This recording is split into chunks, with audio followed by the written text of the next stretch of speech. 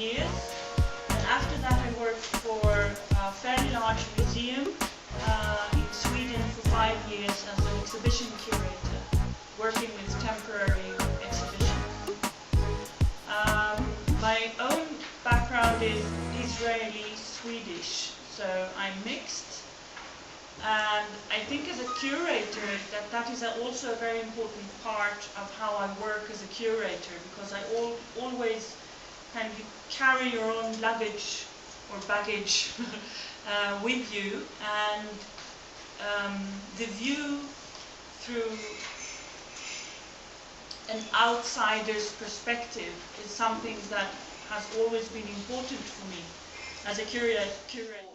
10-minute presentation about your work, and then we can maybe together do a sort of critique of it.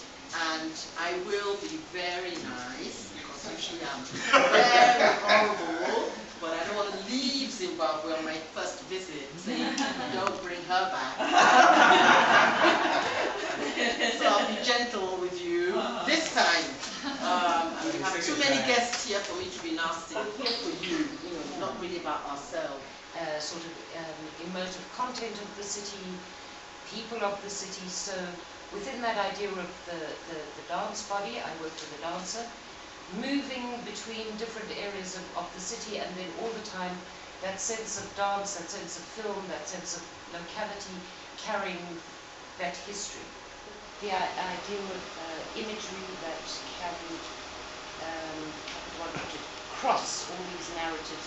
So recent work, another narrative city, this is Leipzig in the 1960s. So anybody who is familiar with East Germany at the time. And behind what that feminist to do is really in the 90s, found objects, the little ceramics, what made you change? That shift from that you were used to do in the 90s and the work that you're doing. When I left Zimbabwe, it was the sense that I just didn't carry those histories with me anymore. So in a sense, those histories, it's not that they're gone, but in a sense they stayed in a particular place in time, and so something else had to emerge. Are still establishing themselves. They have a specific image of what a curator is and how he or she works, and sometimes it's true, but many times it's actually not very true. So you should challenge that view of who the curator is. You see it as a major power structure, but there's very much more to it. And you should also choose the curators that you want to work with. If you don't have a good dialogue with a curator, I would advise you not to work with them, because you look at it from in a different way when you're an outsider. And quite quickly I realized that there are a lot of artists who live and work in Oslo that have different cultural mixed backgrounds, and they're not as visible as the, how should we call them, ethnic Norwegians. It's a little bit more that they have like other networks. They are not invited to group exhibitions. They're not included. It's starting to come a little bit now, but it's going very slowly. For instance, 2 years ago, every 2 years there's this big, it's a biennial called Momentum, which kind of focus on the Nordic countries. And for instance, a few years ago, actually a colleague of mine and friend did the exhibition, and there were artists from all the Nordic countries. Not one had a mixed cultural background. Not one.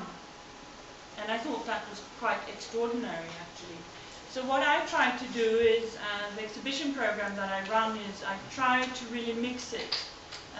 We mostly have artists who are doing their first solo exhibition in Oslo, but I also mix with more established artists, and I really try now to invite as many artists as possible with a mixed cultural background, because that is the lack that I see. And you will hear also from Daniella tomorrow that she is really also onto the same kind of thinking. He's actually shown at my space now twice, and the video work that you see is he went in to study interrogation methods that the CIA and FBI developed. And there are specific methods that are built on psychological studies.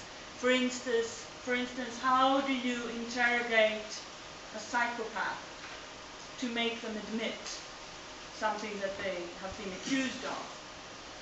And he found them through different methods, and then he did very simple video works where you can see that there is a dialogue. You have the police officer or the accuser and the accused, and you can follow their conversation, and suddenly at first you don't understand what kind of conversation it is, but then suddenly when you sit there you kind of begin to figure it out, and at the end you actually get a confession, and it's so hidden that the accused is not even aware that they have actually confessed. And you also start to figure out that, because immediately when you realize, okay, this is an interrogation, so it's probably a police officer, a man, and the accused is probably a man, and then suddenly you realize, no, it's actually a woman, and then you start thinking, okay, what's the social background, and suddenly you're yourself putting all these layers together without really knowing very much about the case. And he also composes sound to this.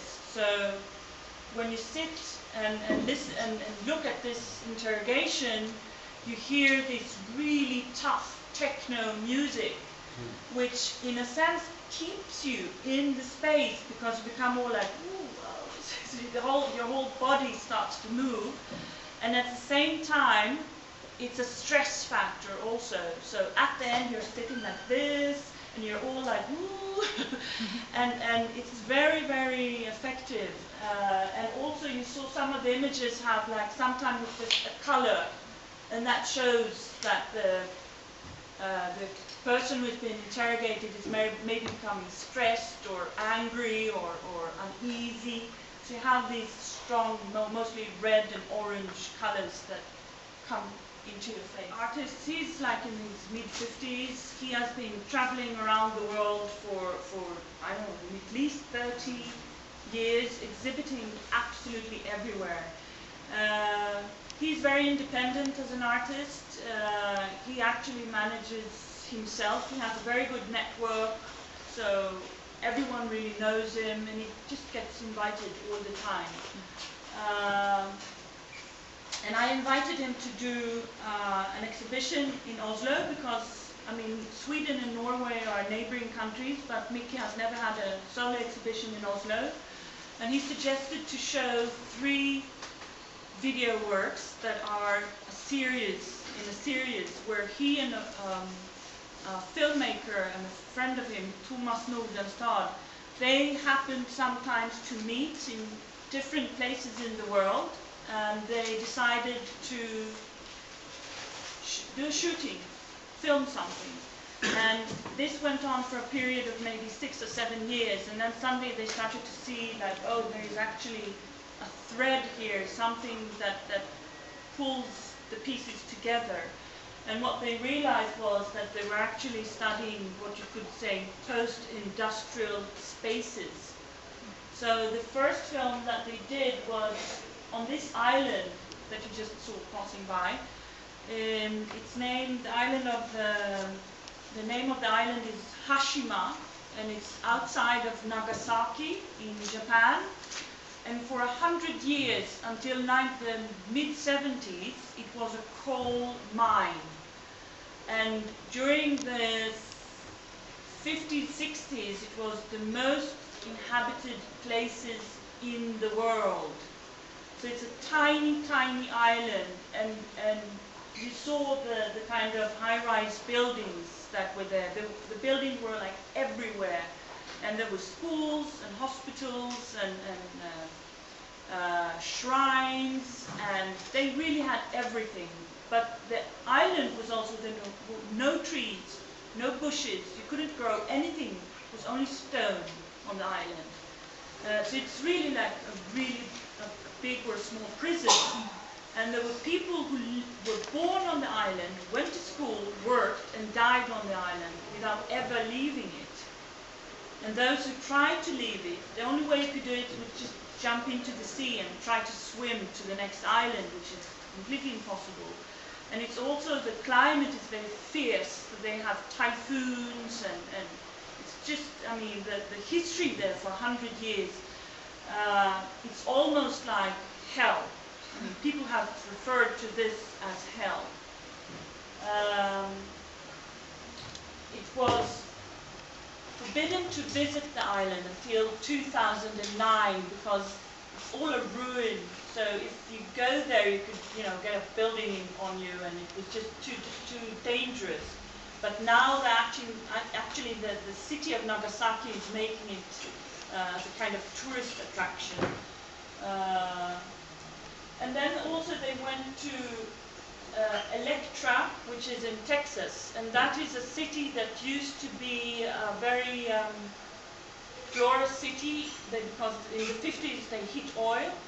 So before it was, there were a lot of ranches around this area, and then when they hit oil, they forgot about the ranching and just pumped oil, and now all the oil is gone, almost. Project to show. Yeah. What were the challenges because you're working from Europe into Africa? How did you develop the project? Well, the challenges were really that the biggest challenge was that we didn't know anything about the continent, really. I mean, at least I went out as a blank page, and I don't like to work like that, because I didn't want this project to become one of those, something that you do once because it's a little bit exotic and maybe it's a little bit of fun, and you do a nice thing and then you continue doing all your other work. All of us wanted it to be something that would be long term. And we also very quickly we realized that the exhibition was going to travel all around Norway. So we had to think, when we chose the works and the artists, that the work could actually travel for a long time. And this is also something that enabled the exhibition to come back here. And what we also realized, this is really interesting, because the people that invited all of us to be part of this project, one of them is Gavin Jantis, and he's from South Africa, and another one, her name is Marit Hope, and she has done, during the 80s and 90s, she did several really big group exhibitions and an exhibition with Malangatana, and she did a lot of work here. And when they invited Bisi to work with Daniella and then later with me, they kind of took it for granted that Bisi had traveled all over the continent and that she knew everything. But she had actually never been either to Angola or Zambia or Zimbabwe or Mozambique. And Daniella was the only curator who had been to all these places. So it was like, but we can't curate, I mean, it's ridiculous, it's not professional, we can't do anything.